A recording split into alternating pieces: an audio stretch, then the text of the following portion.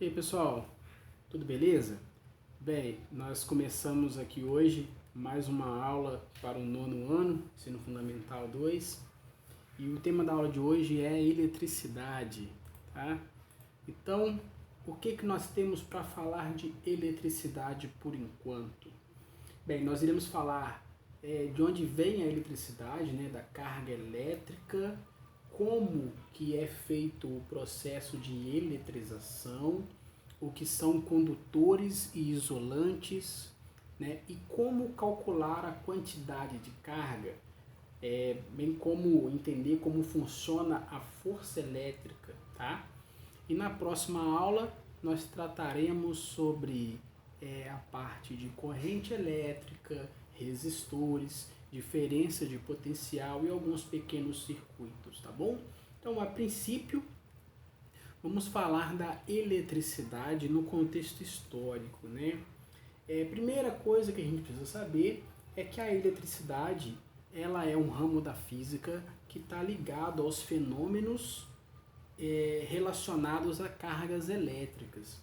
Então você tem, por exemplo, né, o choque, você tem a corrente elétrica, são fenômenos que estão ligados à carga elétrica, estudado aqui pela eletricidade. Tá bom?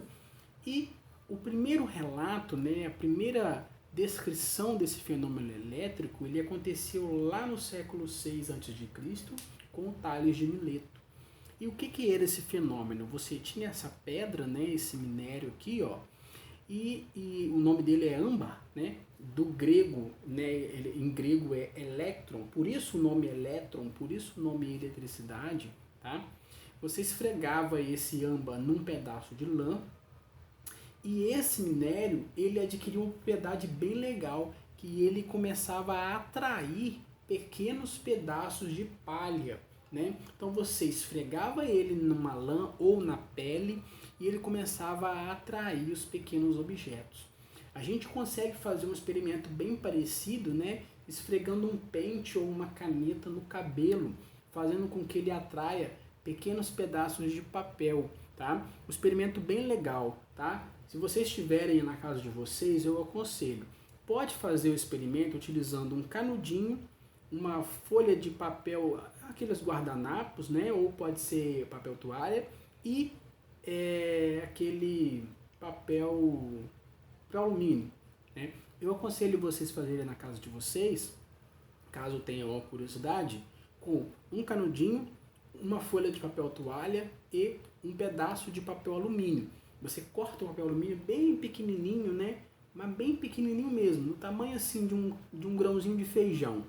Esfrega o papel toalha no canudo, esfrega bastante, você vai entender depois esse processo, que é o processo de eletrização por atrito, e com o canudinho você tenta puxar o papel alumínio, tá?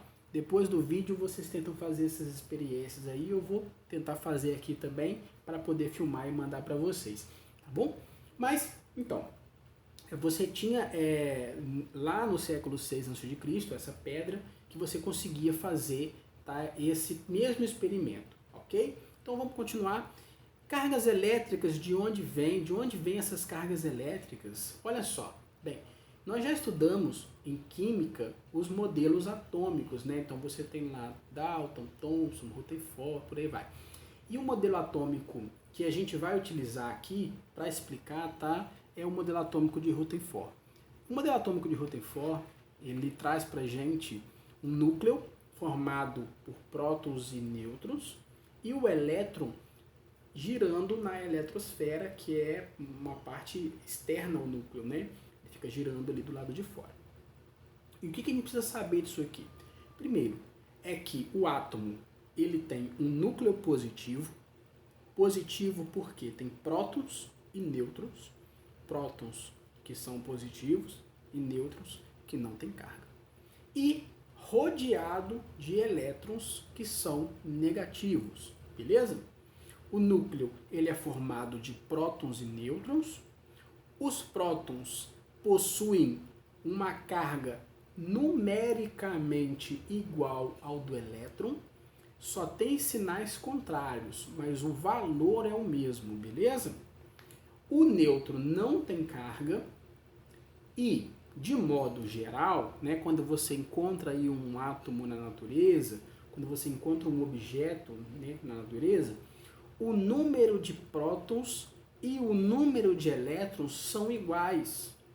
Isso faz com que a carga total desse objeto ou desse átomo seja igual a zero. Por que zero?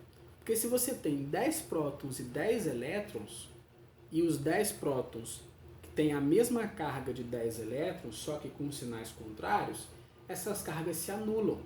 Tá? Então, no final, a carga total é igual a zero. Ok? Outra coisa que a gente precisa ter em mente, e essa não pode esquecer, tá? Eu acho que é a parte mais importante aqui, é que o átomo, ele não vai perder ou ganhar prótons. Ele sempre vai perder ou ganhar elétrons. Por quê? Porque o elétron, ele é pequenininho, ele é menorzinho, né? E ele está na eletrosfera, ele está na parte mais distante do núcleo. Então é muito fácil ter acesso a esses elétrons. Então, pouca quantidade de energia é suficiente para retirar esses elétrons do átomo. Ao contrário, você precisa de muita energia para retirar prótons, né, para quebrar esse núcleo. E não vai ser o caso aqui. Nós sempre trabalharemos com ganhar ou perder elétrons, ok? Continuando então, e essa tabela aqui, ó, eu vou explicá-la direitinho, vocês vão entender legal. É o que? Se o número de prótons for igual ao número de elétrons, vamos pegar aqui a parte de baixo da tabela primeiro, olha, a parte de baixo da tabela. O número de prótons é igual ao número de elétrons. Então, vamos lá, o exemplo, 10 prótons e 10 elétrons. Os 10 prótons vão anular os 10 elétrons e a carga total vai ser igual a zero. Agora, se o número de prótons for maior que o número de elétrons, olha o primeiro caso aqui, ó, número de prótons maior que o número de elétrons. Então, você vai ter 10 prótons e 8 elétrons. Então, aqui, elétrons mais embaixo. Então, você, na hora de começar a anular, né, você vai ver que vai sobrar alguns prótons. E os prótons são positivos. Então, este objeto vai ter carga positiva. E para isso acontecer, vamos lá, 10 prótons e 8 elétrons. Para isso acontecer, você tem que ter perdido elétrons, porque não pode ganhar prótons. Você só pode perder ou ganhar elétrons. Então, para o número de elétrons ficar menor que o de prótons, você tem que ter perdido elétrons. Então, o que nós temos aqui? Um corpo com excesso de prótons ou falta de elétrons, que é a mesma coisa, esse objeto perdeu elétrons e, portanto, ficou positivo. Então, ele perde elétrons e fica positivo. Mas e se ele ganhar elétrons? Se ele ganhar elétrons, ele fica com mais elétrons do que prótons. 15 elétrons e 10 prótons, por exemplo. Então, na hora de fazer a anulação ali, anular os prótons com elétrons, vai sobrar 5 elétrons. Então, ele tem mais elétrons que prótons, porque ele ganhou elétrons, então ele fica negativo. Rafael, mas é muito confuso. Positivo, ele perde elétrons e negativo, ele ganha elétrons? É isso mesmo, tá? É um pouco difícil de entender no começo, porque a gente está acostumado com ganhar e ficar positivo, né? Mas aqui, você não precisa pensar que é o contrário. Se você pensar que é o contrário, você vai se confundir. Você vai pensar o seguinte, o elétron, ele é negativo. Então é uma coisa que você naturalmente não quer. Vamos imaginar um boleto bancário, né? Eu não quero um boleto. Eu sei que a maioria aqui não paga boleto ainda, né? Mas imagina você pagando um boleto, olha que triste. Tem que pagar o boleto da sua internet. Você chega em casa e descobre que tem mais um boleto para pagar, que é o boleto da conta de energia. Aí você pensa, poxa, eu ganhei um boleto. Vou ficar triste, né? Porque eu ganhei uma coisa negativa, então eu vou ficar negativo. Agora, se você chega em casa e descobre que o seu irmão pagou a internet para você, quer dizer, você tinha aquele boleto e agora você não tem mais, você perdeu um boleto. Então você vai ficar positivo. Então, se você perde cargas negativas, você fica positivo. Se você ganha cargas negativas, você fica negativo. Tranquilo? Lembrando que perder ou ganhar prótons não tem jeito. Só perder ou ganhar elétrons. Continuando então, carga elementar. O que seria a carga elementar? Pessoal, essa parte aqui, para vocês que estão no nono ano, seria uma parte mais para contextualizar vocês, tá? Os cálculos que a gente vai fazer vão ser cálculos mais simples, só para vocês entenderem. Essa parte, talvez ela veria assim só mesmo como uma parte teórica, tá? Mas eu acho interessante já colocar uma equação, já para vocês irem se familiarizando com essas informações, tá bom? Então vamos lá. A carga elétrica ela pode ser quantizada. O que é isso? O que é quantizar? Eu nunca ouvi essa palavra. Olha, seria o seguinte. Você tem uma grandeza física. Vamos pensar numa grandeza física. Velocidade, tempo, massa. E você vai tentar achar o menor valor possível para essa grandeza. Então você vai dividindo ela, tentando achar valores cada vez menores. Vai chegar num ponto que talvez, tá, gente? É só para as grandezas que podem ser quantizadas. Tem grandezas que não podem. Então vai chegar num ponto que você vai achar o menor valor possível.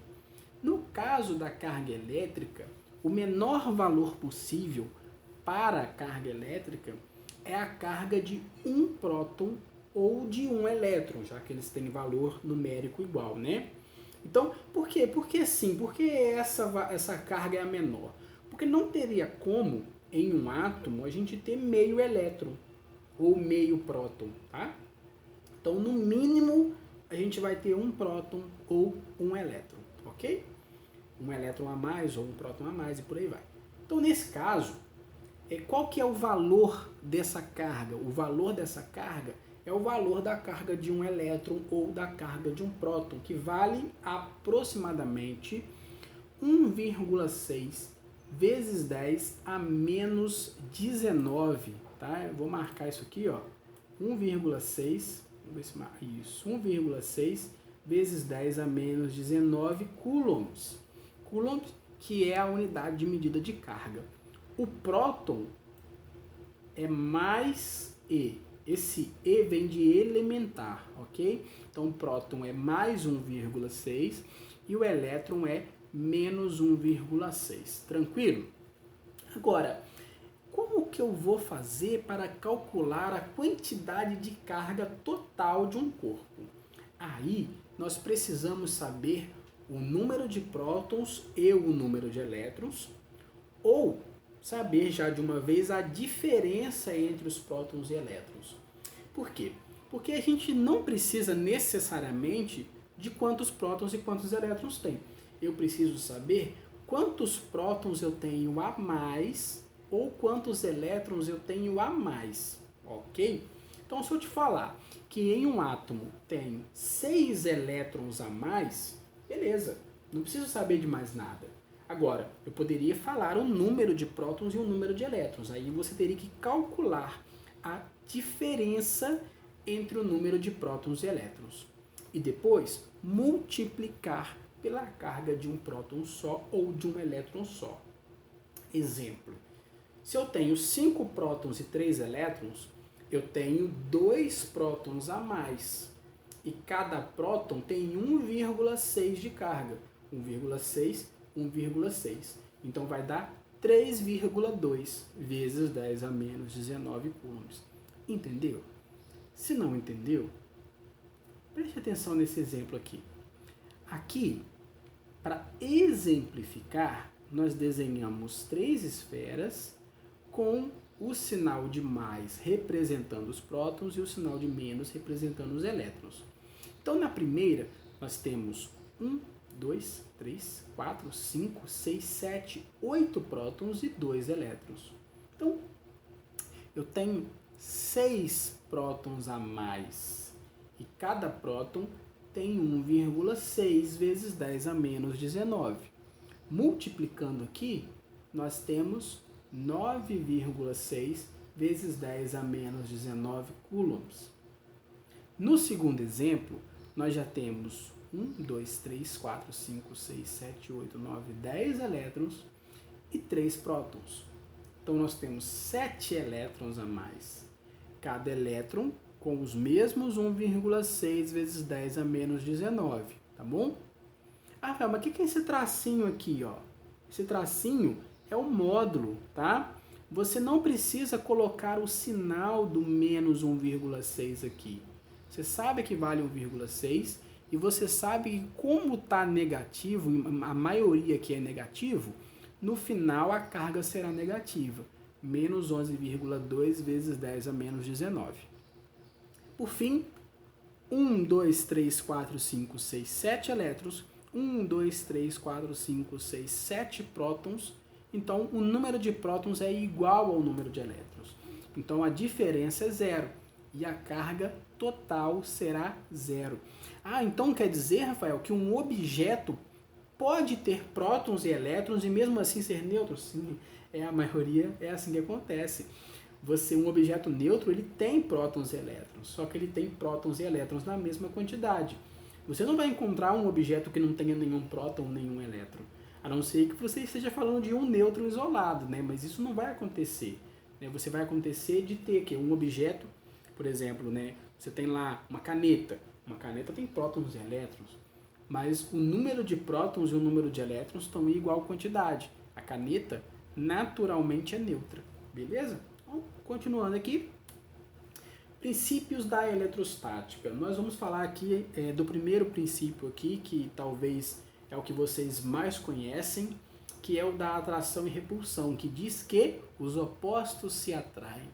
Mas os opostos se atraem, neste caso aqui, ele está trabalhando com cargas opostas se atraem e cargas de mesmo sinal se repelem. Como assim? Positivo com negativo se atraem. Positivo com positivo e negativo com negativo se repelem. Show? Eu acho que esse aqui é o mais fácil de entender para vocês, né? Essa força aqui, ó, que aqui aparece uma força, né? Porque elas estão atraídas por uma força, que é a força elétrica, que é uma força de campo, tá? Porque a interação está acontecendo à distância, ok? E aqui ela será uma força de atração, enquanto aqui essa força elétrica será uma força de repulsão. Show? Beleza. Continuando aqui, então, o que seria essa força elétrica? Pessoal, a força elétrica, ela tem essa equação, que é a lei de Coulomb, para poder calcular ela, mas eu gostaria que vocês entendessem o conceito, tá? Não vamos focar muito na equação, vamos pensar no que essa lei diz pra gente. Ela diz que a força elétrica é proporcional ao produto das cargas e inversamente proporcional ao quadrado da distância. Olha só, mais uma aqui que a gente vai marcar. Ó. Por que assim ao quadrado da distância? Porque se você dobra a carga, você dobra a força também. Só que se você dobra a distância, essa força ela não vai cair pela metade. Ela vai cair 4 vezes, porque é o quadrado da distância, ok? Esse K que aparece na equação é a constante de proporcionalidade elétrica. Bem, ela depende do meio que as cargas estão inseridas. Então, se você tem essas cargas no vácuo, na água, no ar, então esse K vai mudar, ok? Continuando aqui com um exemplo para ver se ficou bem entendido aqui. Olha só, nesse exemplo, eu gostaria não que vocês calculassem as forças, mas que comparassem e tentassem descobrir em qual exemplo a força em qual exemplo a força tem maior intensidade, ok? Então vamos lá. No primeiro exemplo, nós temos duas cargas opostas, então a força de atração, separadas por uma distância de 2 metros. E no segundo exemplo, olha só, a carga aqui vale 9, a carga aqui agora vale 3, só que aumentou a distância também para 3. A gente sabe que quanto maior a distância, menor fica a força. Mas quanto maior a carga, maior fica a força. Então a gente tem... Como é que a gente vai descobrir isso aqui? A gente vai usar aquela equação, tá? Só que eu não vou colocar o valor de K a princípio. Vamos colocar o seguinte, ó. A primeira, você vai pegar o K, que eu não vou colocar valor, vou deixar como K mesmo. Multiplica as cargas. 4 vezes 2, 8. Divide pelo quadrado da distância. 2 ao quadrado, 4. 8 por 4, 2. Então essa força aqui, ela tem intensidade 2K. O K depende do meio, a gente não vai colocar ele aqui por enquanto. Segundo, K, mesma coisa, multiplica as cargas, 9 vezes 3, divide pelo quadrado da distância. A distância agora é 3, 3 ao quadrado, 9. 27 por 9, 3. Então a força de repulsão embaixo é mais forte, né? Tem uma intensidade maior do que a força de atração do exemplo de cima. Ok? Polarização. Bem, aqui, pessoal, talvez uma curiosidade, tá? Não sei se vai ser de fácil entendimento para vocês, mas eu gostaria de explicar por que aquela pedra, né, aquele âmbar, conseguia atrair os pedaços de palha, sendo que os pedaços de palha eram neutros. E por que o canudinho consegue atrair o pedaço de papel alumínio, sendo que o papel alumínio também é neutro? Bem, nesse caso, nós temos o processo de polarização, que ele funciona da seguinte forma. Você tem um objeto carregado, e esse objeto carregado, ele se aproxima de um objeto inicialmente neutro. Esse objeto pode ser positivo ou negativo, tá? Mas aqui no exemplo ele está positivo. Vai acontecer que aqui dentro os elétrons eles vão ser atraídos por esse objeto positivo. Só que eles não vão sair do objeto, né? Eles não vão sair aqui da esfera. Eles vão se aproximar, né, no caso aqui da lateral esquerda, deixando a carga positiva do outro lado. Então nós temos uma separação ou uma polarização, tá, dessas cargas. De um lado nós teremos um polo negativo, do outro lado nós teremos um polo positivo. Só que se você contar, o número de prótons e o número de elétrons continua sendo o mesmo. Então o objeto continua sendo neutro, tá? Ele só vai deixar de ser neutro se ele for eletrizado. Não é o caso aqui. Ele só está sendo atraído.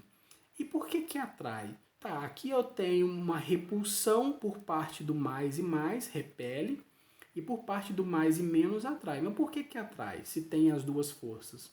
Bem, a gente vai perceber aqui que o negativo ele está muito mais perto do positivo. Então, nós temos uma força de atração e nós temos também uma força de repulsão. Só que a força de repulsão é menor, porque está mais longe, não está mais distante. Quanto maior a distância, menor a força. Então, nós temos a força de atração, mas nós também temos a força de repulsão. E a força de atração é maior. Então faz com que a força resultante seja uma força de atração. Ok? Então é por isso que você consegue, com um objeto carregado, seja ele positivo ou negativo, atrair os objetos neutros. Ok? Então vamos continuar. Condutores e isolantes. O que são condutores? O que são isolantes? Como saber qual que é qual e por aí vai. Vamos lá. Primeira coisa que a gente precisa entender é que condutores elétricos são aqueles materiais que facilitam, né, que permitem a condução da eletricidade. Então, condutores elétricos são os materiais que permitem a condução da eletricidade por aquele material. Tá? Enquanto os isolantes, eles dificultam a passagem da corrente elétrica, por exemplo. Tá? Então, os materiais condutores, eles facilitam a troca de carga elétrica, porque eles permitem isso com muita facilidade, enquanto os isolantes, eles dificultam a troca de carga elétrica, beleza? E por que eles fazem isso? Por que eles têm essa diferença? Por conta dos elétrons livres. O que são esses elétrons livres? São elétrons que se desprenderam do átomo e estão se movimentando livremente pela parte mais externa desse condutor, tá? Então você tem aqui, por exemplo, um fio de cobre. Esse fio de cobre está cheio de átomos e esses átomos, eles estão com o seu núcleo formadinho, bonitinho, mesmo número de prótons e tal que tinha antes. Só que os elétrons, eles vão saindo desse átomo, tá? Eles saem com muita facilidade. E isso torna o processo de troca de elétrons muito mais rápido. Enquanto nos isolantes, isso não acontece. Você tem muito poucos elétrons livres. E isso faz com que a corrente elétrica nos isolantes ela tenha muita dificuldade para poder atravessar esse isolante. Mas perceba, dificuldade, tá? O isolante, ele dificulta a troca de carga elétrica. Não quer dizer que ele bloqueia completamente, tá? Então, por exemplo, você não vai usar um chinelo Havaianas para poder mexer num fio de alta tensão, por exemplo, tá? Senão vai dar errado, tá bom? Continuando aqui, exemplos de condutores. Ó, os metais são condutores, beleza? Agora, tem outros objetos que não são metais e conduzem a eletricidade. Por exemplo, o grafite. O grafite, né, esse que tem na lapiseira, esse que tem no lápis, ele conduz a eletricidade, tá? Só que ele não é um metal, beleza? Ele tem os elétrons livres. Outros materiais que conduzem eletricidade são as substâncias iônicas, né? Aquelas que, quando dissolvidas em água, separam os íons, né? Você tem os cátions e os ânions. Por exemplo, quando eu pergunto se a água conduz eletricidade, muita gente responde de forma errada dizendo que sim. Bem, a água pura, né? Repetindo, a água pura não conduz eletricidade. O que conduz a eletricidade são os sais que estão presentes na água. Então você tem, por exemplo, né, cloro, flúor, isso tudo vai fazer essa transferência de eletricidade por conta dos íons, tá bom? Não por conta da água. Como os materiais são eletrizados? Bem, nós temos os processos de eletrização, que é uma forma de se retirar elétrons ou colocar elétrons nos materiais.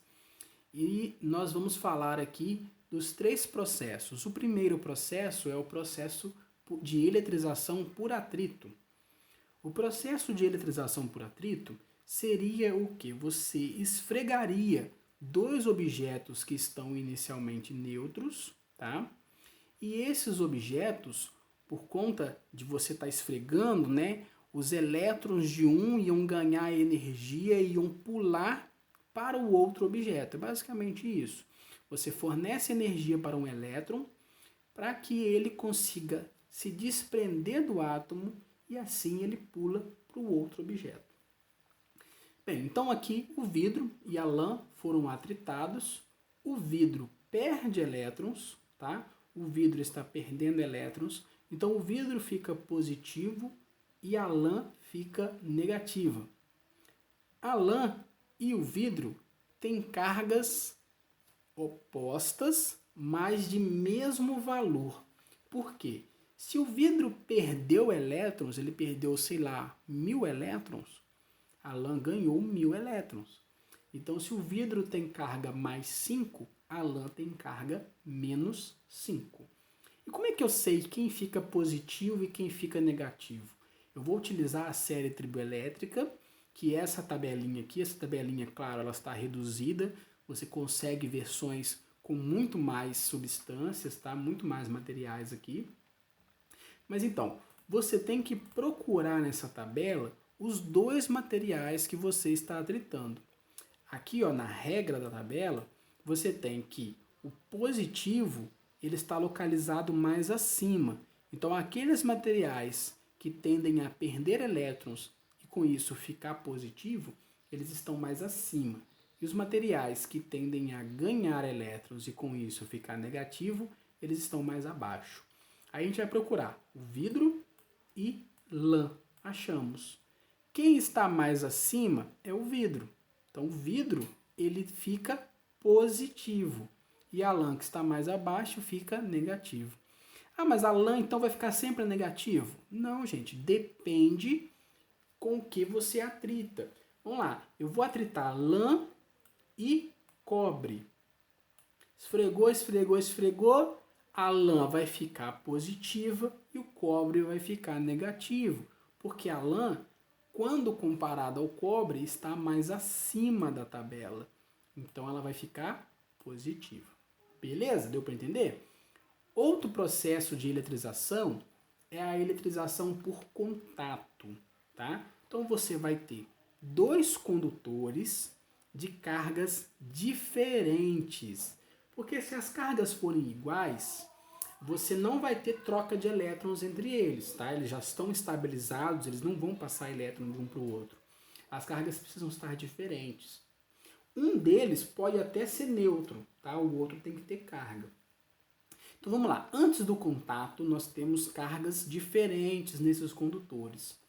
Durante o contato, aquele que tem mais elétrons começa a transferir elétrons para o outro. É aquele que tem mais elétrons em excesso, tá? Aquele que tem uma carga negativa maior. Então, aquele que tem mais cargas negativas começa a transferir elétrons para o outro e depois essas cargas se estabilizam. E essas cargas se estabilizam de forma a dividir igualmente essas cargas em excesso se os condutores forem iguais, tá?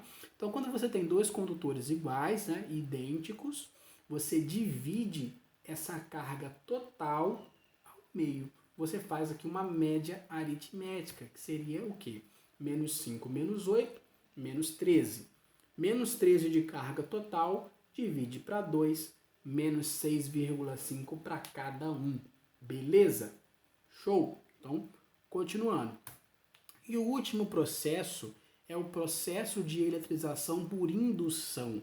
Esse aqui é bem simples, bem fácil de entender, só que ele tem um passo a passo que se você errar o passo dá errado. Ó, vamos lá, tem que ser na ordem certinha. Dois objetos neutros encostados um no outro, tá? Estão pertinhos. Aí você faz o quê? Aproxima um bastão carregado aqui, ó. Aproxima um bastão carregado. Esse bastão ele tá negativo, tá? Não sei se está dando para ver aí, ó. Ele tá negativo. E por que eu sei que ele tá negativo? Porque ele tá empurrando os elétrons para o outro lado. Negativo com negativo repele, né? Então os elétrons eles vão se concentrar o mais longe possível desse bastão. Se ele fosse positivo, ele ia puxar os elétrons para o A. Então o A ficaria negativo e o B ficaria positivo, tá? Então aqui, negativo, ele empurra os elétrons lá para o B. Agora, eu não posso tirar o bastão, porque se eu tirar o bastão, os elétrons voltam. E se os elétrons voltarem, aí não tem jeito, aí vai voltar a ficar neutro. Então, olha só, eu não posso tirar o bastão ainda. Eu tenho que separar as esferas, né, no caso os corpos aqui. Separei. Agora o elétron não consegue pular daqui para cá. Aí sim eu posso tirar o bastão. E a carga B fica negativa, a esfera B fica negativa e a esfera A fica positiva. Se eu ligar um fio aqui, ó, um fio de cobre, um fio condutor, os elétrons voltam para lá, né? Aí fica neutro de novo, tá? Por quê? Porque o fio faz o contato entre as duas cargas. Mas se não tiver o fio, porque não é isso que eu quero, né? Eu quero eletrizar. Então, ó, não tem fio, um fica positivo e um fica negativo. Mesma quantidade de carga nos dois, tá? Mais 5 menos 5, por exemplo. Pessoal, então, finalizamos a nossa aula por hoje. Eu espero que tenha ficado bem claro aí os conceitos para vocês e até a próxima semana. Um abraço.